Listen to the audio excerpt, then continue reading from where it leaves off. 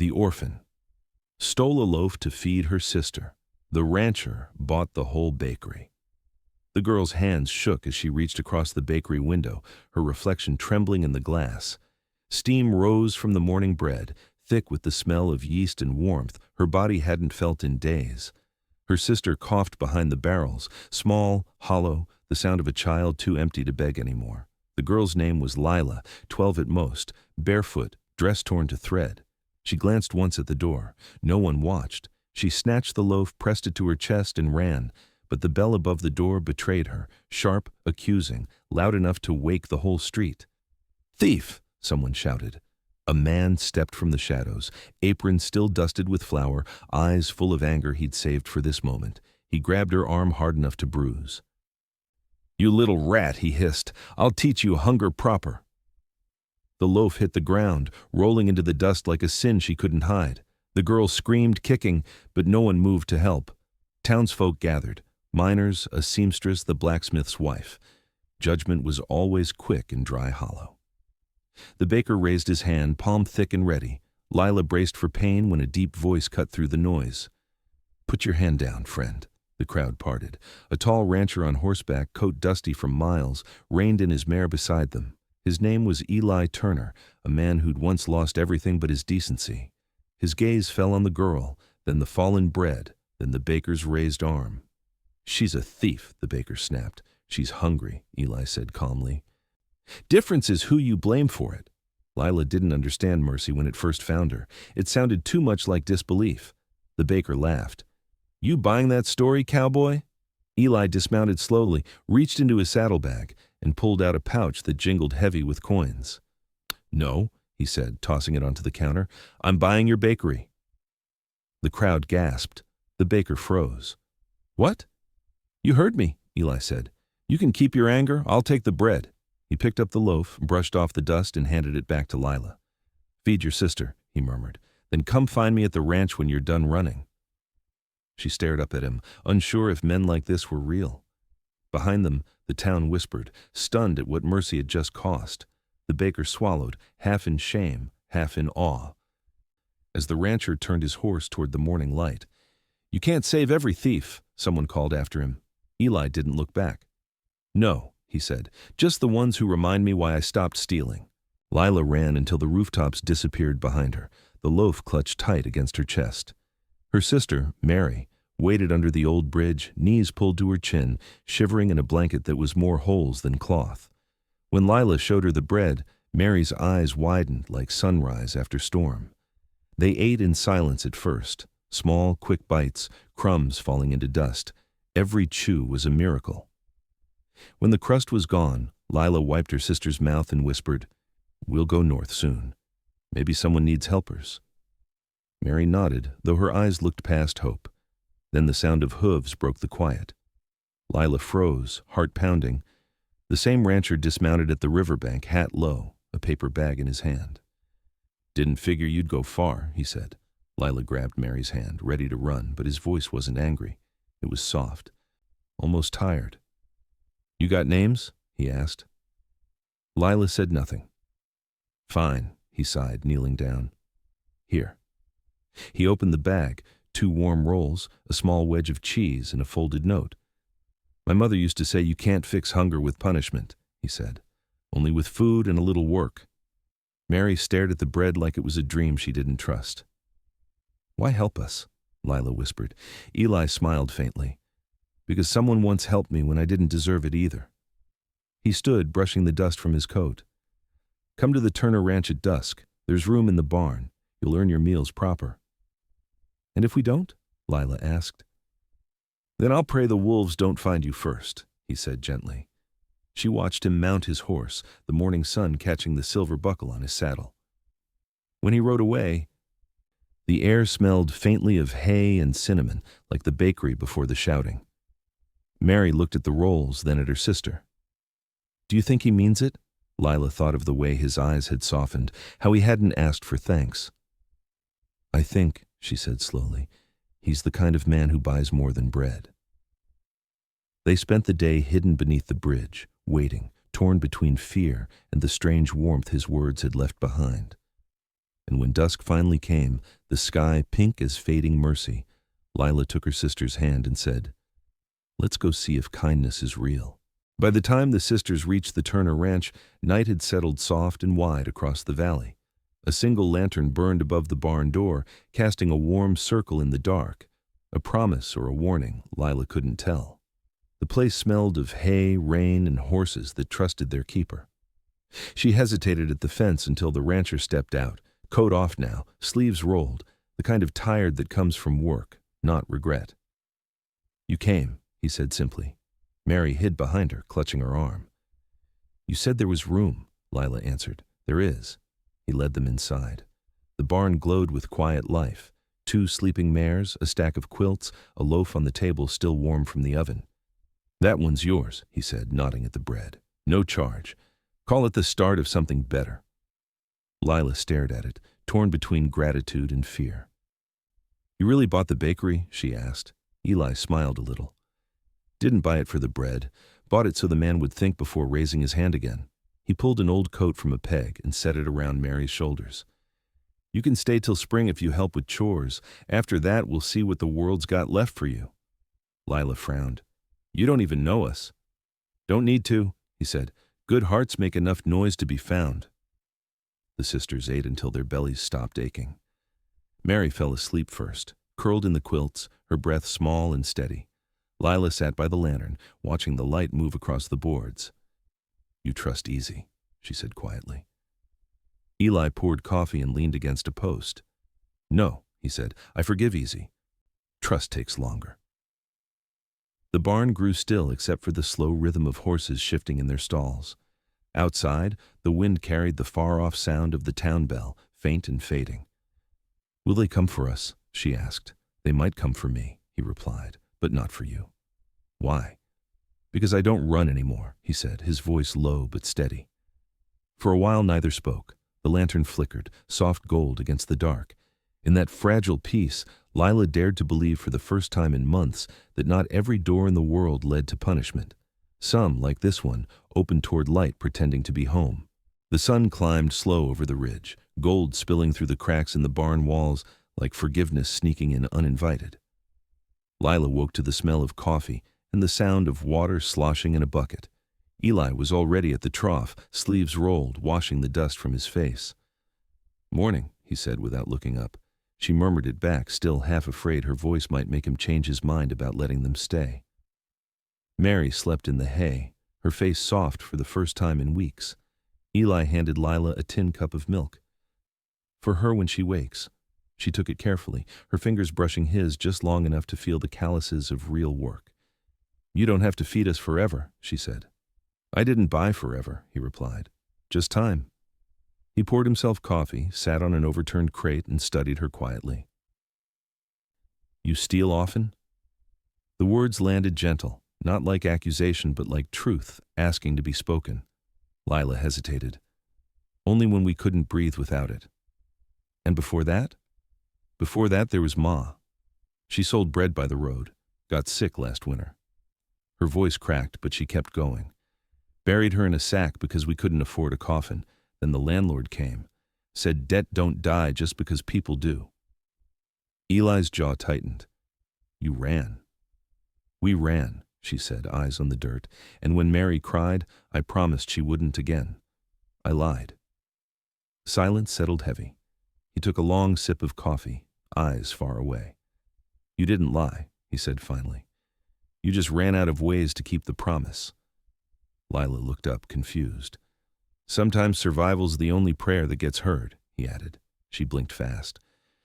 "The way you do when tears surprise you." "Why'd you help us?" she asked.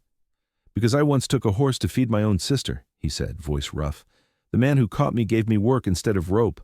I've been paying that mercy forward ever since." The barn filled with a silence that wasn't empty. It felt full, like something holy breathing between them. Mary stirred in her sleep, mumbling a word that sounded like home. Eli smiled faintly. "When she wakes," he said, "show her the bakery.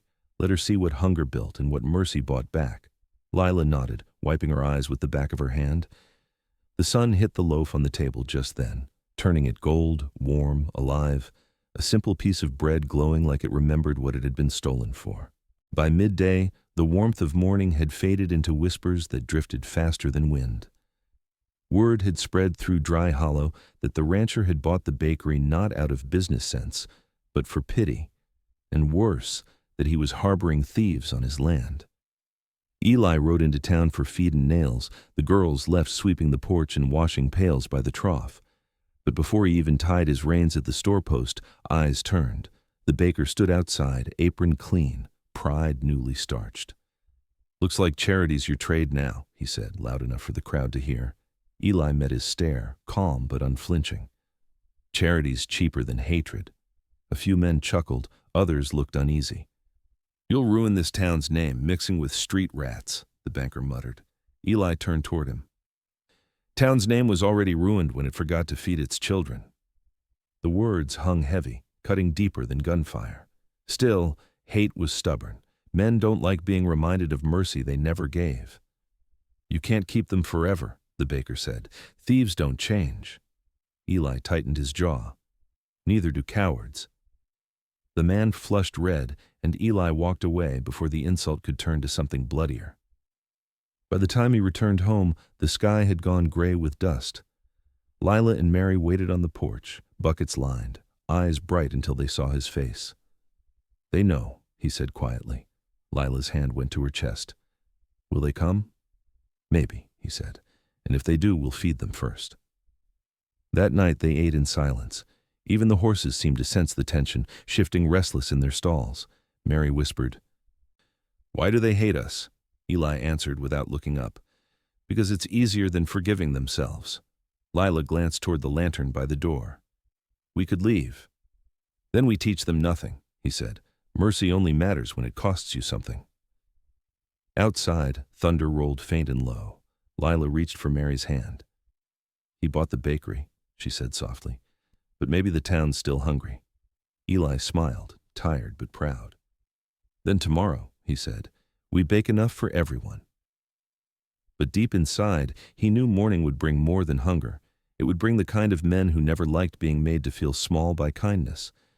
The next morning came early and golden, carrying the kind of stillness that always arrives before a storm.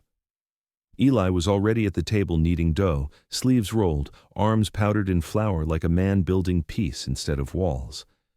Lila watched, amazed by how gently his hands moved, slow, steady, patient, like forgiveness had a shape and he was molding it.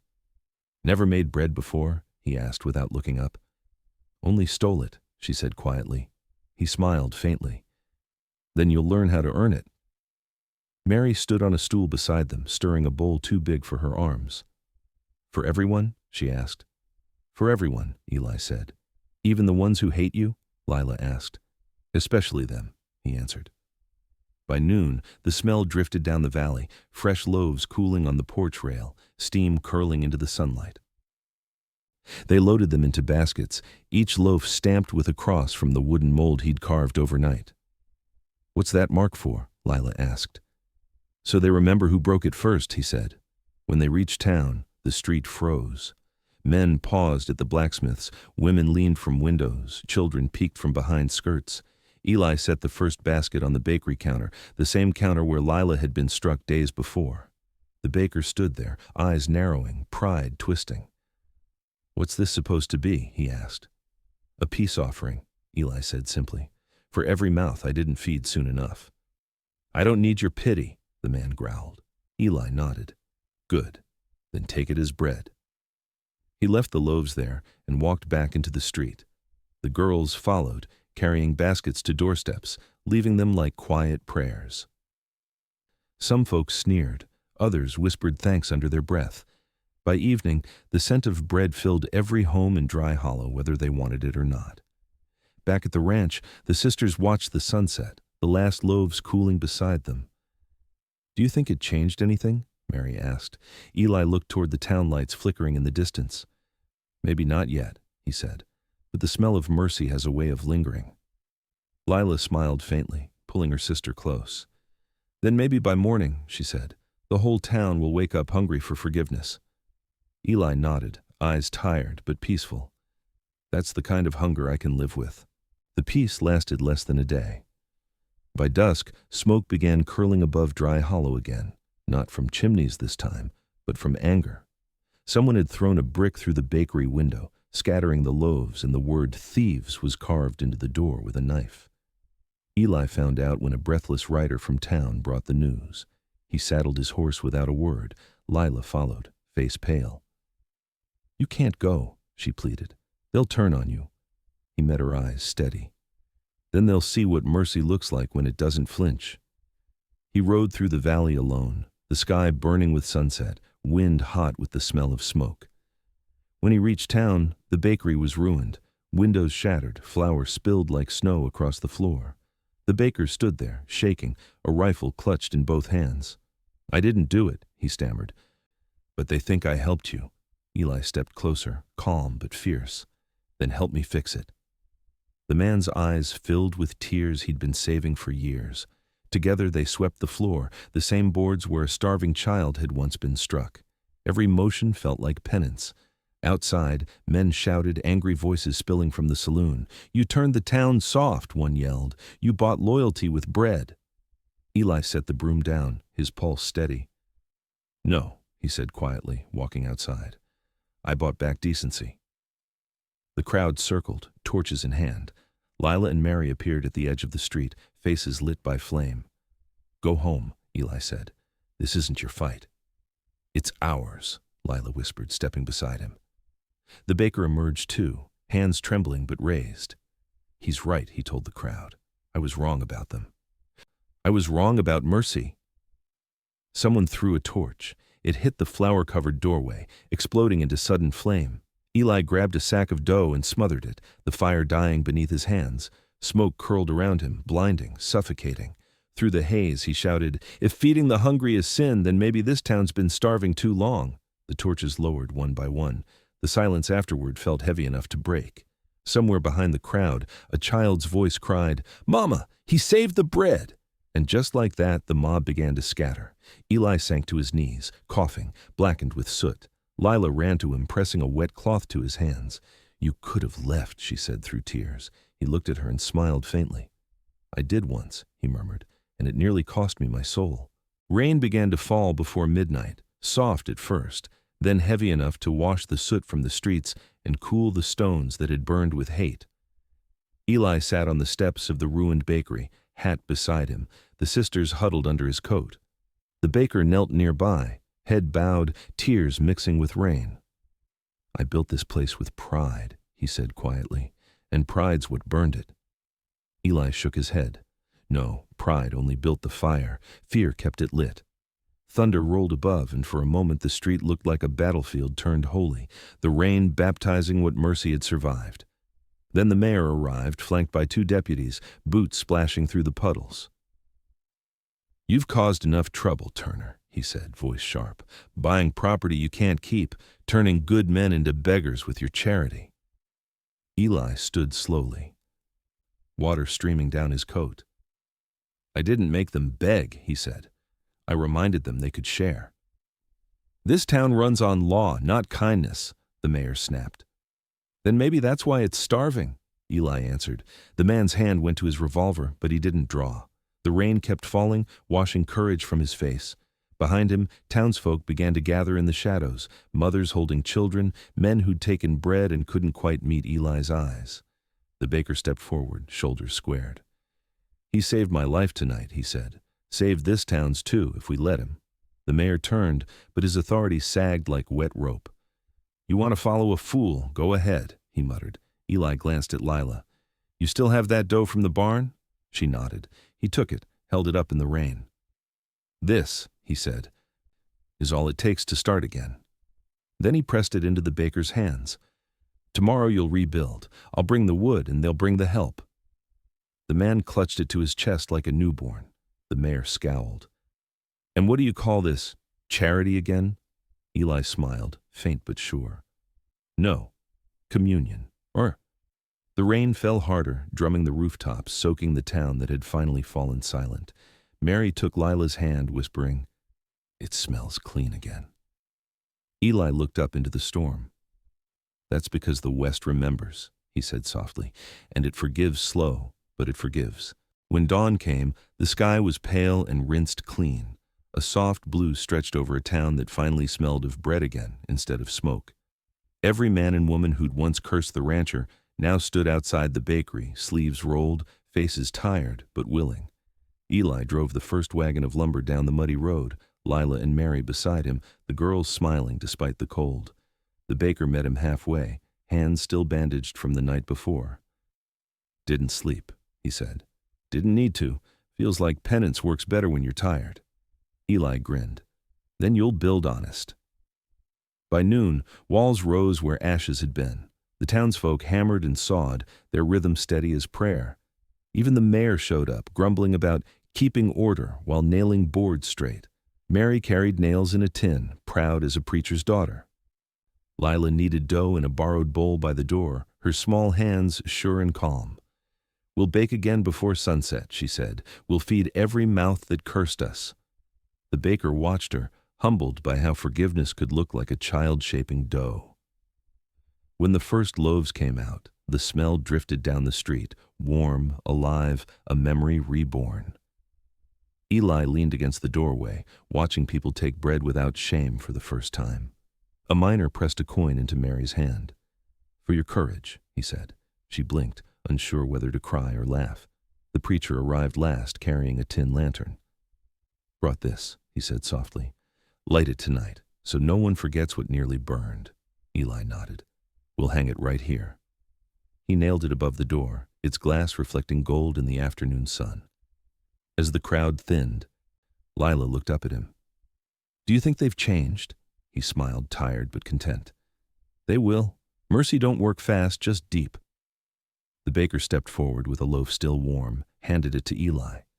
"For the man who bought more than bread," he said. The rancher tore it in half and gave one piece back. "For the man who learned what it's really worth." The rainwater in the street glistened like silver as the church bell rang, not for judgment this time, but for gratitude. For the first time in years, Dry Hollow smelled like something worth saving. Evening settled gentle over Dry Hollow, the kind of quiet that comes only after a town remembers what it almost lost.